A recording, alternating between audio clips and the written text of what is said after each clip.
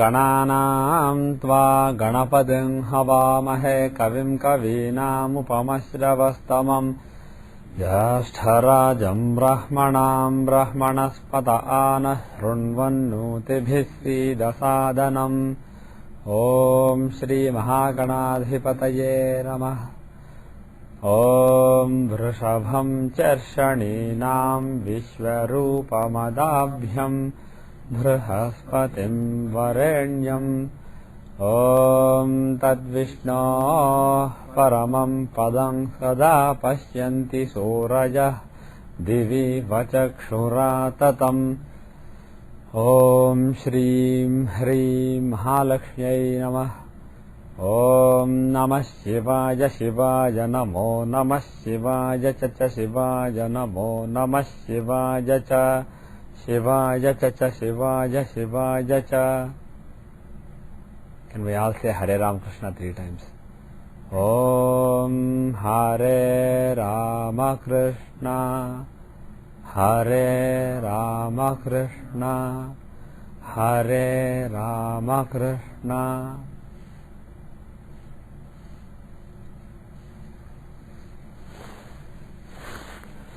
Okay. So now we are in Santanam's version, we are on chapter 96. Atha Prasava Vikara Shanti Adhyaya. That's what we are on. Prasava Vikara Shanti Adhyayam, which means weird deliveries basically. Any weird or Vikaram basically, Akara means shape, Vikaram means weird, unusual shape basically. So any unusual or weird deliveries, remedies for those. That's what it literally means. Prasava Vikara Shanti Adhyayam. अथाहं संप्रवक्ष्यामि विकारं प्रसवोद्भवम् येनारिष्टं समस्तस्य ग्रामस्य च कुलस्य च.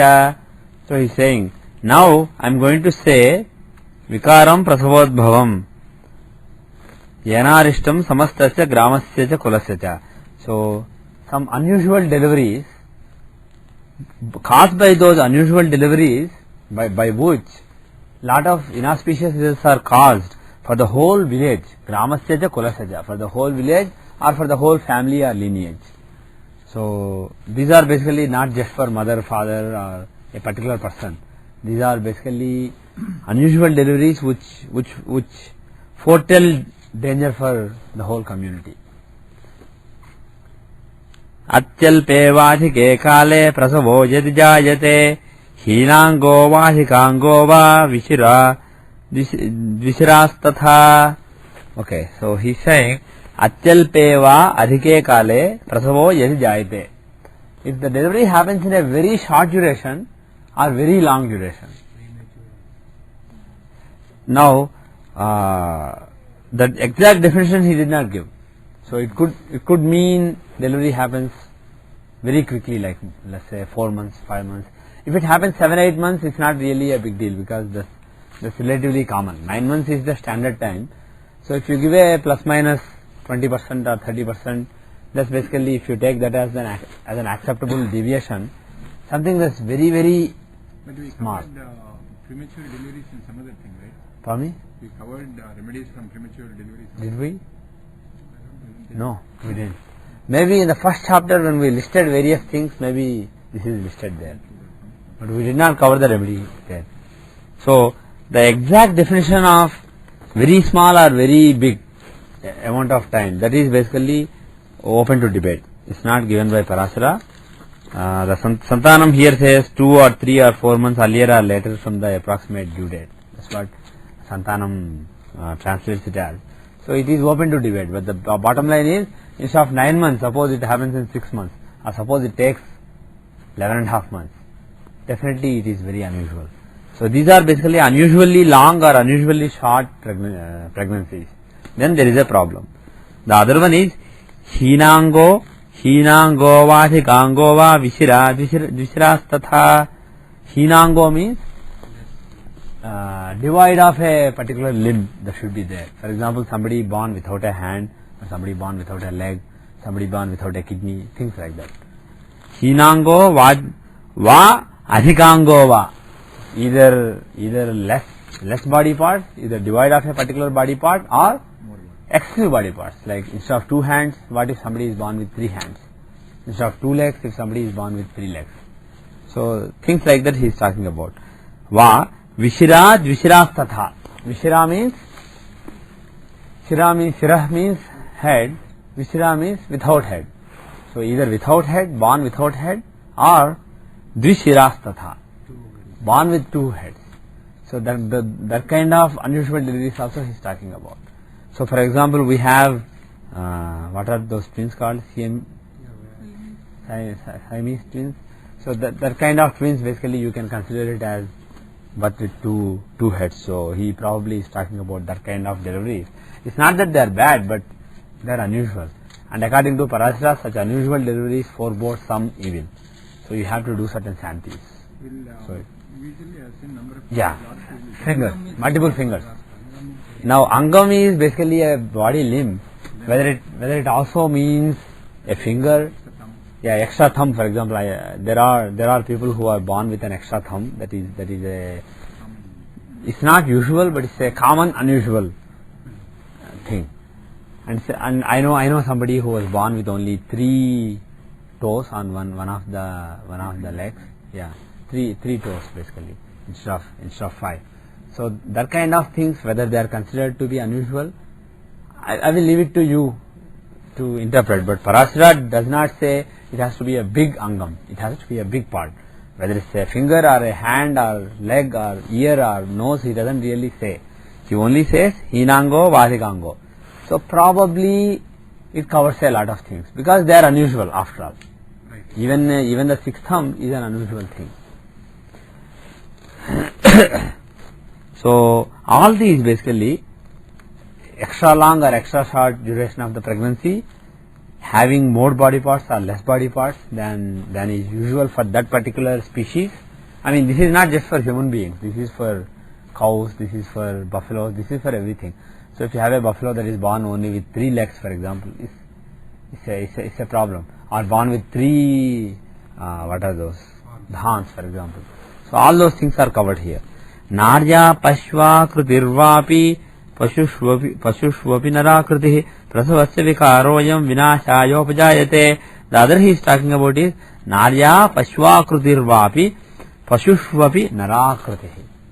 If a lady delivers a baby shaped like an animal, like a cow or like a monkey, we don't usually hear of such things except very rarely. Basically, when it comes in newspaper. Basically, this kind of things we read in newspapers now very rarely, or you see in Please Believe or Not, that kind of shows you see these things.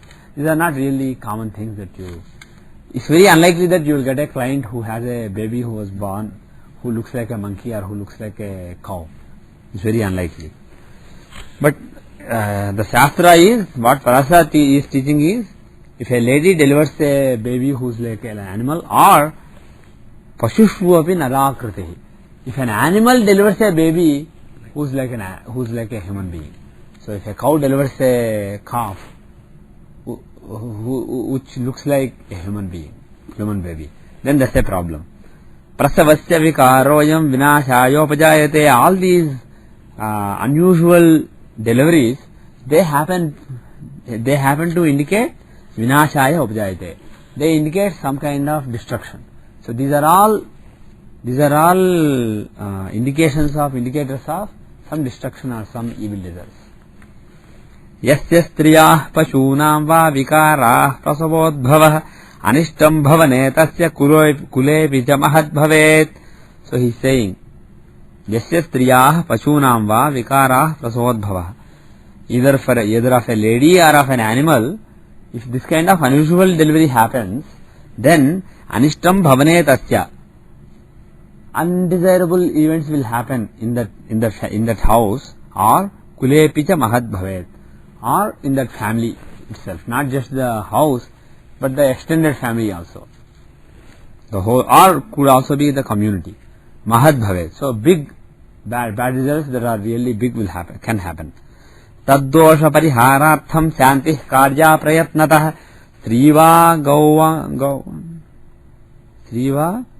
Gauvandava vapi. I'm not sure what that word means.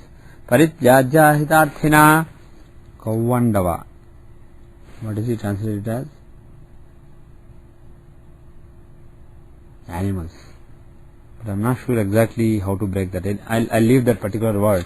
But it says Taddosha pariharartham shantih karya prayatnatah, which means to get relief from that dosha, that bad thing, shanti, remedial measures should be done prayatnatah, by effort. So effort should be made to perform the remedial measures for such bad events. Striva gauh. Striva means either the lady who delivers such a baby, or gauh means the cow that delivered that baby. And the next word I am not 100% sure. Andava.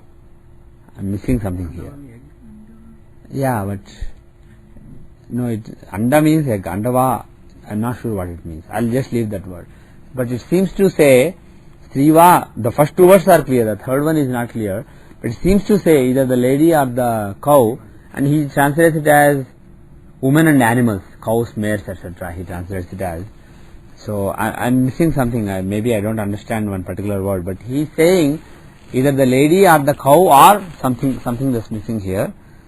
Parityajya hitarthina. If one wants good, there should be parityajya. Parityajya means abandoned. So he seems to be suggesting, assuming that this is actually coming from Parasara directly, he seems to be suggesting that if a lady delivers a baby like this, you should leave that lady. Or a cow delivers a baby like this, you should leave the cow. That's what the verse is suggesting. Whether it's actually Parasara's directive or not, I am not 100% sure of. Naryah panchadashe varshe janmatah shodashopi va.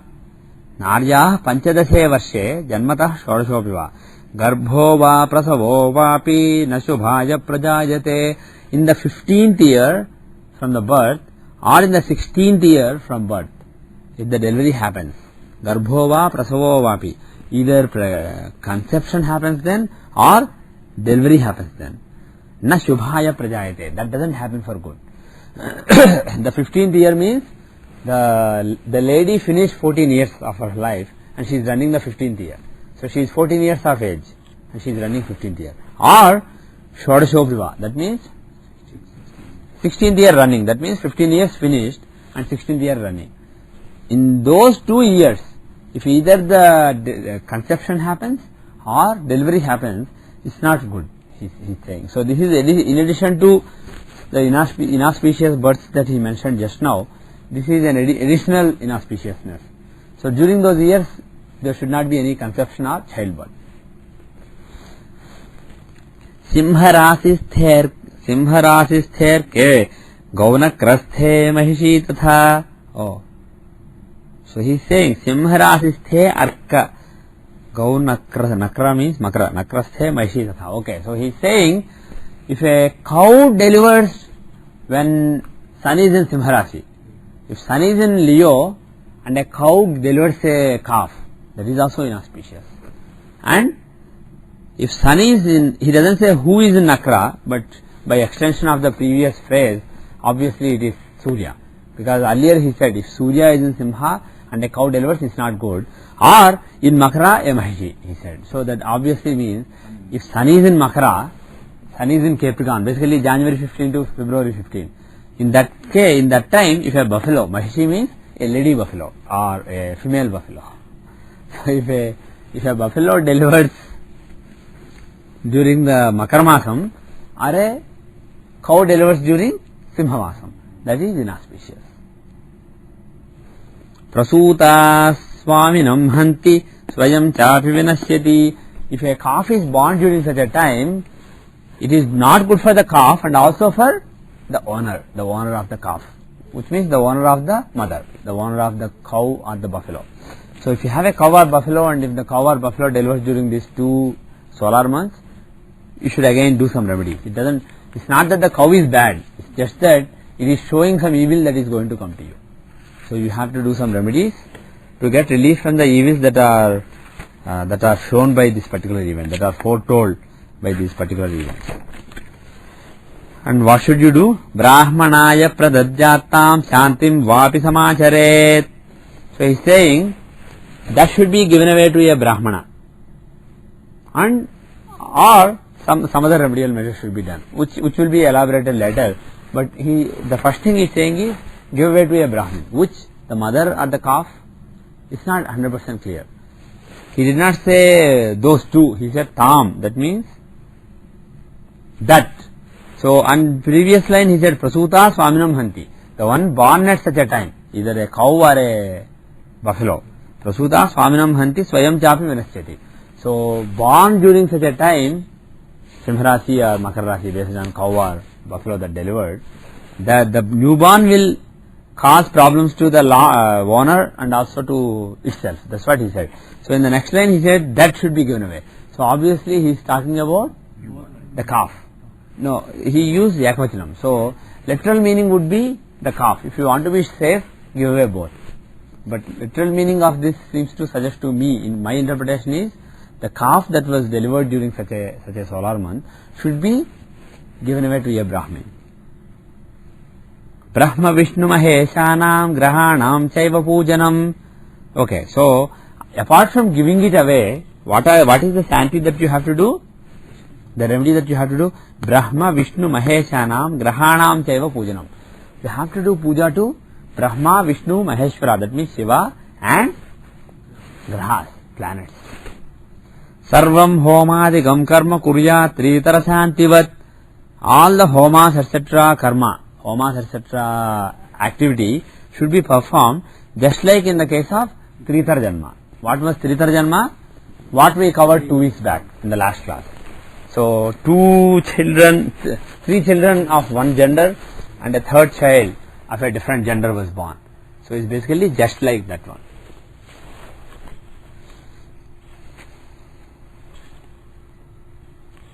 Tato gruho sukhi bhutva sarva papai pramuchyate. If that is done, then the house will prosper, will have comfort and happiness, and will get rid of all the evils and sins. Evam tvarishte samprapte narah shantim karoti yah sarvan kaman avapnoti jaranjeevi sukhi jasah. Like this, when inauspicious results are indicated, if a human being performs remedial measures for the inauspicious events that are foretold by the birth of a child in certain combinations, then all the desires will be fulfilled and the human being will be happy, prosperous, and will live for a long time. So that this is kind of like Faraswati for all the remedial measures so far.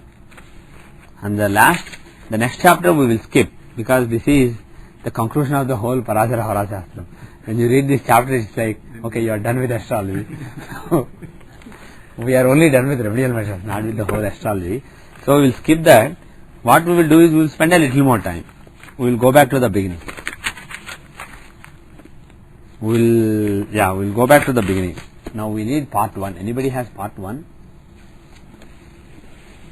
Anybody has the part 1 of Brihad Parashara Hora Shastram? Thank you.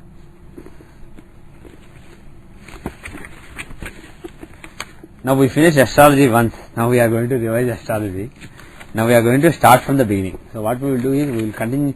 We will start from the beginning of the BPHS, and then we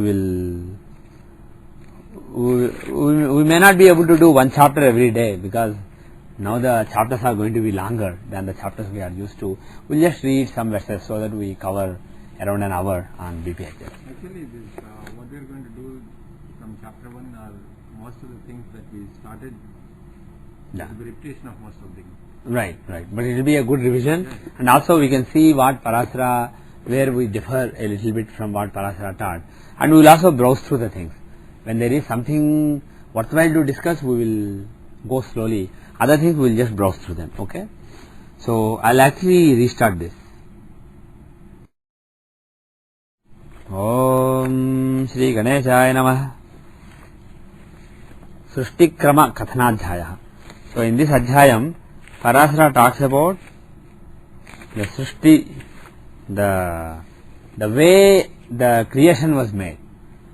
अथैकदा मुनिश्रेष्ठं त्रिकालग्नं पराशरं पप्रच्छोपेत्य मैत्रेयः प्रणिपत्य कृताञ्जलिः.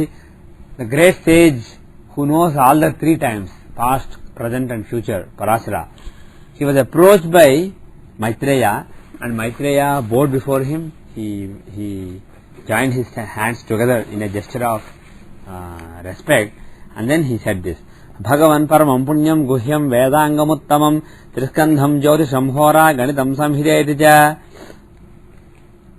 edeshvapitrishu shrestha horeti shruyate mune त्वत्तस्तां श्रोतुमिच्छामि कृपया वद मे प्रभो कथं सृष्टिरियं जाता जगतश्चलयः कथं खस्थानां भूस्थितानां च सम्बन्धं वद विस्तरात्. So he asked, O great sage, a very auspicious, a great and very secretive knowledge, secretive Vedanga. Vedanga means a limb of Veda. Veda is, what is Veda? Veda is basically the knowledge of self. Veda is the absolute knowledge, Atma Jnanam. That is what Veda is. So Vedanga means limbs of the Veda. So these are subsidiary knowledges of the self-knowledge. So this secretive knowledge, a very auspicious knowledge, Vedanga, called Jyotisham, it has three skandhas. It has basically, skandha means shoulder. Basically it has three shoulders, or you can say three parts. This Jyotisha, knowledge of Jyotisha, the knowledge of the sky and stars, it has three parts, which are Hora, Ganitam and Samhita. There are three parts, Hora, Ganitam and Samhita. And Hora is basically what we have been doing, based on the planetary positions, how you foretell things, that is Hora. What is Ganitam? Calculation. The calculative part, basically astronomy. And what is Samhita? Yeah, good. Samhita is not really Brihad Samhita, but Brihad Samhita is a clue to what Samhita means. What is Samhita? It's a discussion. Literally, that's what it means. But the thing is, Samhita is, in this context, the branch of Jyotisha that is known as Samhita is basically the mundane part of astrology. The muhurtas, the predictions about the Panchanga, the predictions about how the year will be for the countries, etc. Those things are Samhita. And he is saying, out of these three, the most important, the best is Hora. Thus I have heard, O great sage. So from you I want to hear about the Hora. Can you please tell me, Katham Srushti Riyam Jata, how did this creation happen? And how does this creation end? What is the process? And also, what is the link between the bodies that are in the sky and the bodies that are moving, roaming the earth? What is the link between them? Can you please tell us? So that is how Maitreya asked sage Parashara. And then Parashara is saying, Sadhu prustam tvaya vipra lokanugrahakarina athaham paramam brahma tachaktim bharatim punah suryam natva grahapatim jagad utpatti karanam vakshami vedanayanam yatha brahma mukhachrutam Chantaya Guru Bhakta. Okay, we'll stop here. Oh, nice Brahmin, for the benefit of the whole world, you have asked me a very good question. So what I am going to do is, Athaham Paramam Brahma Tachaktim Bharatim Punah Suryam Natva. So I am going to bow to Brahma and his Shakti. Saraswati is, Bharati is nothing but Brahma's energy. So I am going to bow to Brahma and his energy, Saraswati. And then Suryam Natva Grahapatim Jagad Utpatti Karanam. I am also bowing to Surya, sun god, who is the reason for the birth of the entire creation. So after bowing to these three, Brahma, Saraswati and Surya, Vakshami Vedanayanam Yatha Brahma Mukhachrutam, I am going to speak about the eye of the Vedas. He is saying, earlier Maitreya said Vedanga, the limb of the Veda, and Parashara is saying which limb? He is saying eye of the Veda. So I am going to talk to you about Jyotisha, which is the eye of the Veda.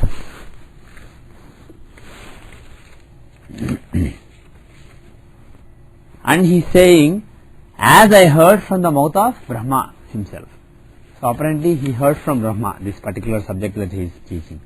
Chantaya Guru Bhaktaya Sarvada Satyavadine Astikaya Pradatavyam Tatah Shreyo Hyavapsyati. This knowledge should be given to Shanta, somebody who is very peaceful and relaxed. Guru Bhaktaya, somebody who has devotion to the teacher.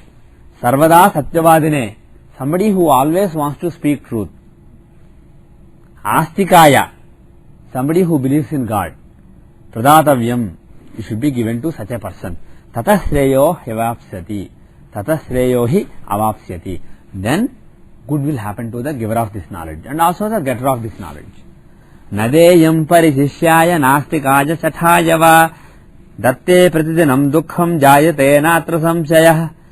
It should not be given to a student who does not believe in God and who is satha. Satha means very stubborn. Basically those two words are strong, arrogant, stubborn, and it goes along with the other word, who does not believe in God and does not want to believe, who is very stubborn about it. Datte pratidinam dukkham jayate natra samshayah. If you give this knowledge to such a person, you will get unhappiness every day because of it. So basically, to get unhappiness during 1 year or one period of one dasha is a different thing, and getting unhappiness every day is a different thing. So he seems to suggest that the intensity of the karma involved in this, giving this knowledge to an unworthy student, is huge. That's what he seems to suggest by saying every day. Even if you don't take it literally, it means it's a big bad karma. Vyaktatmakastribhiryuktah kachyate ananta shaktiman sattva pradhana sri shaktir bhushaktischa rajoguna shaktistrutiya ya prokta nilakshya dhvantarupini vasudevas chaturtho bhut sri chakya prerito yada. So he is saying Vyakta Stribhiryuktah. Vyakta means one who has expressed and also unexpressed. So he is talking about the Paramapurusha, the great supreme being. He has expressed and also there is part of him which is unexpressed so far.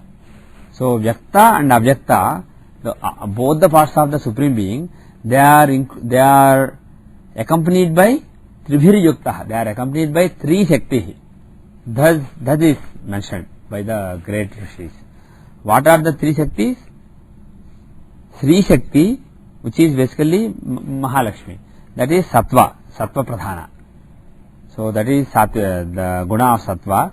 Bhushakti, that is Rajoguna, the second guna, and Nila Shakti, that is Tamoguna. So, and he is also saying Vasudevas Chaturtho Bhut Sri Chakya Prerito Yada. So apart from the three, so from the Lord, from the Supreme Lord, if you want, that Supreme Lord can be called Narayana. If you want, that Supreme Lord can be called Sadashiva. Depending on your inclination, you can give different names. He does not mention a name, interestingly. The Shaktis he is giving names, but the Supreme Cosmic Being, he just says Vyakta. He doesn't say who. It's basically the expressed and unexpressed.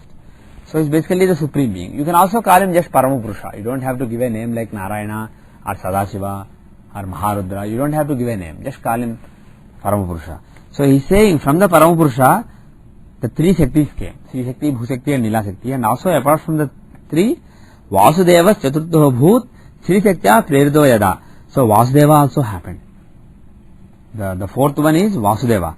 And he was inspired by the Sri Shakti. So he is basically more, he contains Sri Shakti more than the other Shaktis. Sankarshanasya Pradyumno Aniruddha iti Murtidhruk Thamasyaktyanvita Vishnur Deva Sankarshanabhidha. So he is saying, inspired mainly by the Sri Shakti, Vasudeva happened. And also Sankarshana and Pradyumna. Sankarshanasya Pradyumna Aniruddha iti Murtidhruk. Tatasyaktyanvita Vishnur Deva Sankarshanabhidha. So he says Sankarshana, Pradyumna and Aniruddha also, those beings basically came into being. Tamasyakyanvita Vishnur Deva Sankarshanabhidha. And with the Tamasyakti, Sankarshana came into being. And you can conclude that Pradyumna and Aniruddha were born with the Rajoguna and Sattoguna. So of course you could also say Brahma, Saraswati, because some other Puranas talk about Brahma and Saraswati, Vishnu and Lakshmi, Shiva and Parvati. Basically this, here Parashara is using a different terminology, but he is talking about the birth of Sattva-guna, Rajoguna, Tamoguna, etc. How they manifest, the manifestations. Pradyumno Rajasa Saktya Niruddha Sattvaya Yutah Mahan Sankarshanaajyatah Pradyumnajyadaham Krutihi. Okay. So he is saying Pradyumno Rajasa Saktya. The Rajo Sakti. What is the meaning of Rajas? Sattva. What is Sattva? Again, he does not really specifically say. So we will just leave it. Whatever you currently understand, let's stick with that understanding. Pradyumno Rajasa Saktya. With the Rajo Sakti, Pradyumna was came into being. And with the Sattva Sakti, Anuddha came into being. So Anuddha is basically the personification of the Sattva Sakti. And Mahan Sankarshanajyatah, Mahan Sankarshanajyatah. So what is he saying here? Let's see what he translates. Mahatattva, Ahankara and Ahankara Murti, Brahma born from, okay. So Mahan literally means the great one. It doesn't really mean, as far as I can see, if I don't get biased by somebody else's translation, Mahan literally means the great one. Exactly what it means, I am not sure. But he is saying the great one is born from Sankarshana. Who is? Sankarshana is Tamas Shakti, if I remember right. Yeah. Sorry. Sankarshana is Pradyumna. So Pradyumna is from Rajas, Anuddha is from Sattva, so Sankarshana is from Tamas. So from the Tamas Shakti, from the Sankarshana who is born from the Tamas Shakti, the great one is born. Whatever that means. And then Pradyumnad Jadaham Kritihi. Pradyumnadi Adaham Kritihi. So from Pradyumna, who is Rajoguna, Ahankara is born. What is Ahamkara? What is Ahamkara? The I effect. The I-ness. So in the supreme cosmic being, the sense that I am, that sense came from Pradyumna, who is basically Rajas personified. So what he is saying is, in the beginning there was no gunas. There was just supreme cosmic being, expressed and unexpressed. Now he started to express. The unexpressed part of it is untouched by the gunas. But the expressed part of the supreme cosmic being is basically endowed with the three gunas. So there are three states of existence suddenly came into being: Sattva, Rajas and Tamas. So Rajas is basically differentiating things, the passion to do things, etc. So the differentiation that is basically being personified and given the name as Pradyumna. So from that Pradyumna, the Ahamkara came. So he thinks, I am Vishnu, I am this, I am that, I am Brahma. So all this distinction came. Brahma came, Vishnu came, Lakshmi came, Shiva came, all those came, and Brahma said, I want to create. Vishnu said, I want to sustain. So all these things basically came from the Ahamkara, and which basically comes from Rajoguna.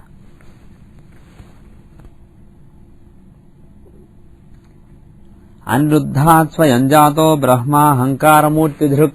And from Aniruddha is Sattva personified. So from Sattva, Brahma Ahankara Murti Dhruk, the big personification of the Ahankara, Brahma, he himself was born from the Brahma. So basically what it seems to be saying is, first the basic I-ness in the supreme cosmic being came because of the Rajas, because of Pradyumna. And once that came, all these different Pradyumna, Aniruddha, Sankarshana, all these came into being.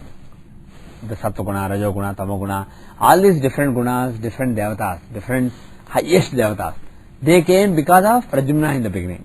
So Rajas is the cause for I-ness. Even within you, forget the Paramapurusha, even within you, Rajas is the reason for a separate I-ness basically. If there is no Rajas, the separate I-ness would not have come. So Rajas is the first step. And once Rajas came, the different devatas are born. You have Sattva, you have Rajas, you have Tamas, everything personified as Aniruddha, Pradyumna and Sankarshana. And then from that Aniruddha, Brahma came, whose job was to create the world. Sarvashu, Sarvasaktischa, Swasatya, Adhikaya, Yutah. So all of them contain all the Shaktis. So Sattva, Rajas and Tamas, all the three exist in all the three. But each one has their own Shakti in a higher quantity. So Pradyumna has more Rajas, Aniruddha has more Sattva, Sankarshana has more Tamas. And you can also look at them as Brahma, Vishnu, Shiva if you want. But the thing is, next he talks about Brahma being born, and you can conclude that even though he does not mention Brahma, Vishnu and Shiva are born from it.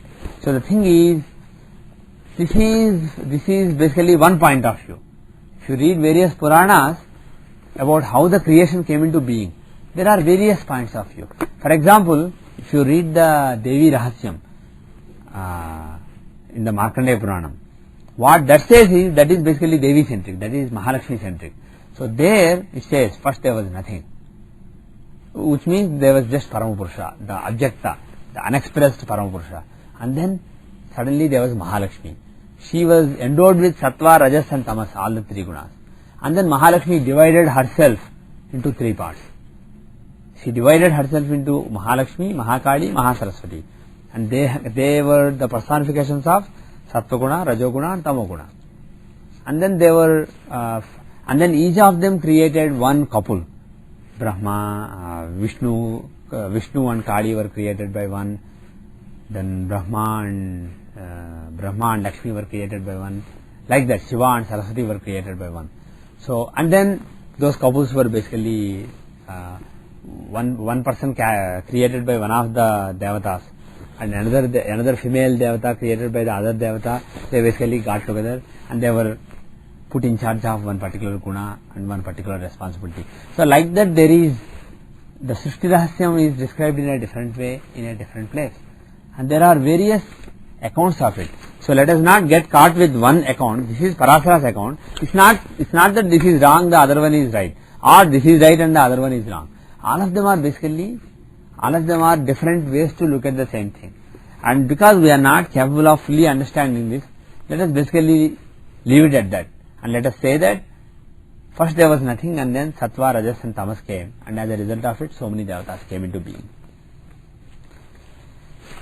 Ahankarastridha bhutva sarvametadavistarat satviko rajasaschaiva tamasyaschedaham kritihi. So the Ahankara also has three classes.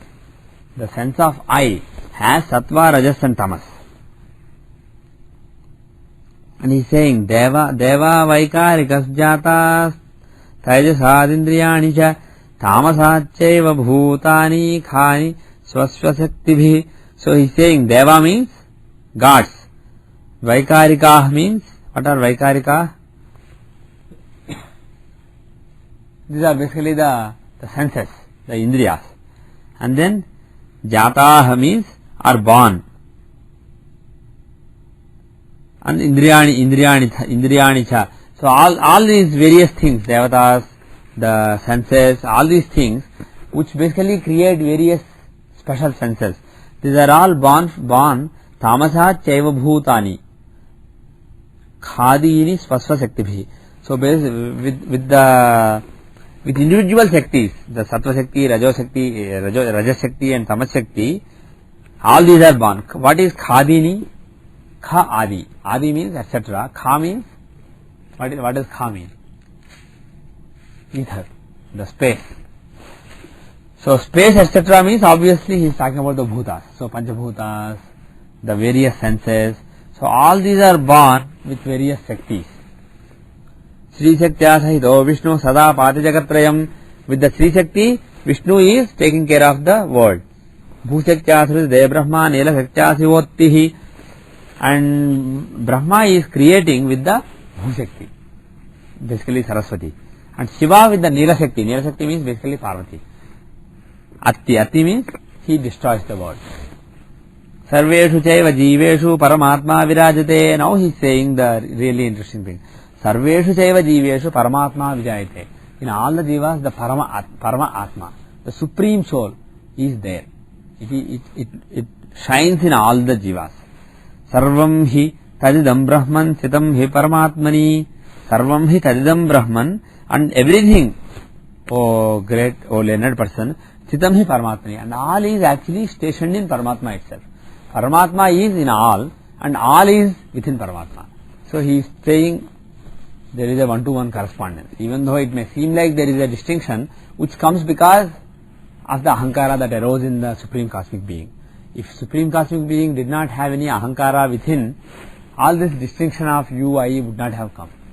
In reality, everything is within the Paramatma and Paramatma is within everything. Everything is basically Paramatma. There is no real distinction, but distinction has arose within the Supreme Cosmic Being.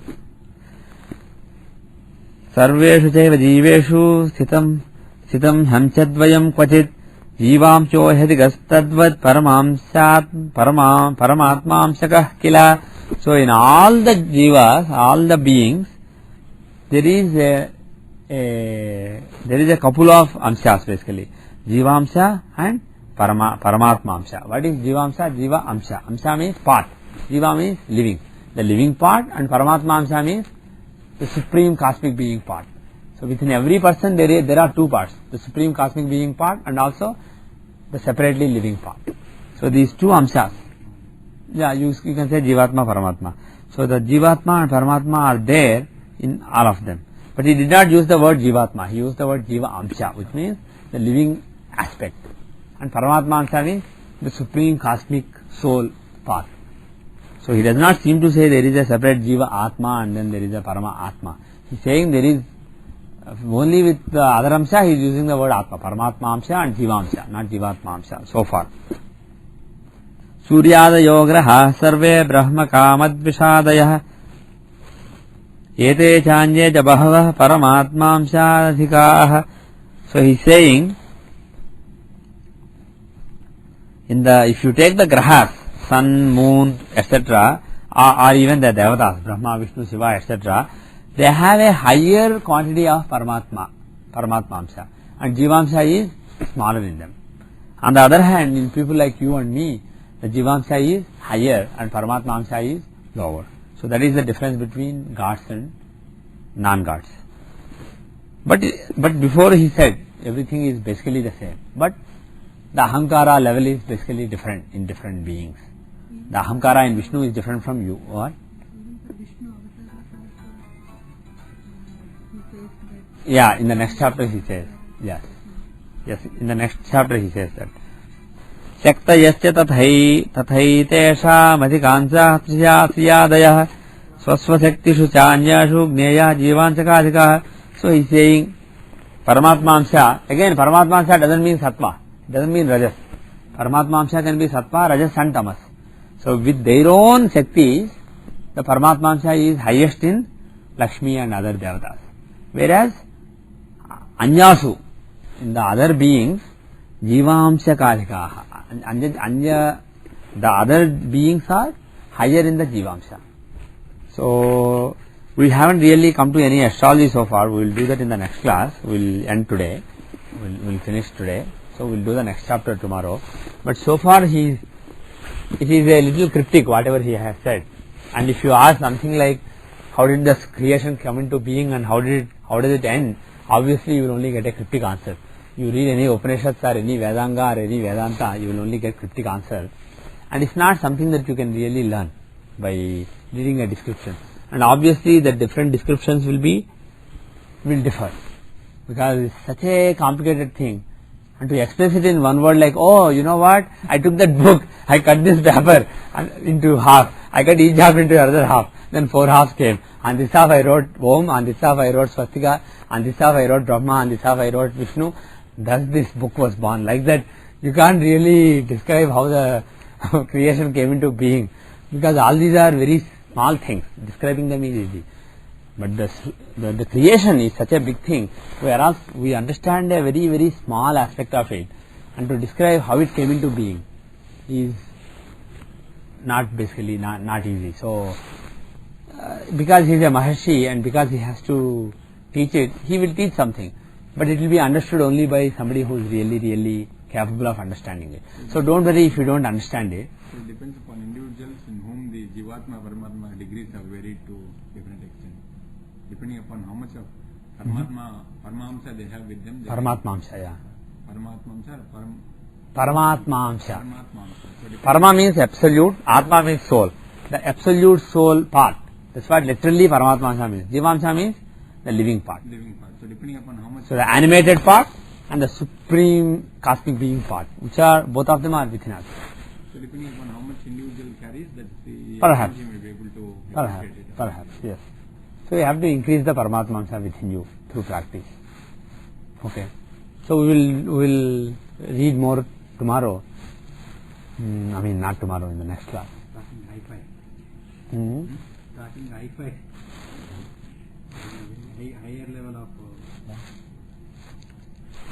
We did some example yesterday. Okay. Couple of small questions on it. Yes. We may not want to analyze the chart, but Okay, very good. just, Then just give your questions without the chart. If I can answer the questions, I will answer. in you said A9 in Lagna will increase. What in Lagna? If you have A9 in Lagna, Yeah. does it mean that the fortune will increase with time? With what? Anything like that? If With time? with time, that is, as the person gets old or anything like that. No. It is No. with time, What or it means is, what is A9? Ninth house is overall fortune. A9 is the manifested fortune. So if it is in Lagna, it's in a quadrant, so it is a good thing. And also the A9, the fortune, it is impacting the Lagna directly, the very essence of the person. So it's not like he is fortunate but he can't enjoy the fortune. The fortune affects the entire core of the person, the very essence of the person. So it shows a very lucky person. that happens during the dasha, under the It can happen throughout the life, from the birth itself, or it can happen when the corresponding dashas come, when the dashas trigger it. Can be either. Actually, why don't we restart? Today there will be 3 parts.